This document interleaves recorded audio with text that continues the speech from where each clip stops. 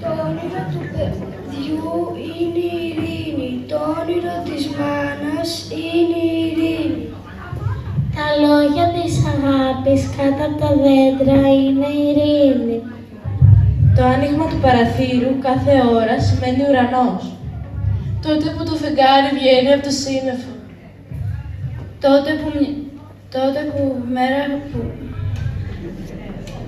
που η μέρα πέρασε δεν είναι μια μέρα που χάθηκε.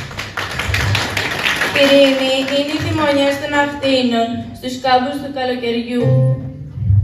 Είναι τα αλφαβητάρια της καλοσύνης στα γόνατα της αυγής. Ό,τι χτίζουμε και τραγουδάμε είναι η ειρήνη. Η ειρήνη είναι τα σφιγμένα χέρια των ανθρώπων. Είναι το ζεστό ψωμί στο τραπέζι του κόσμου.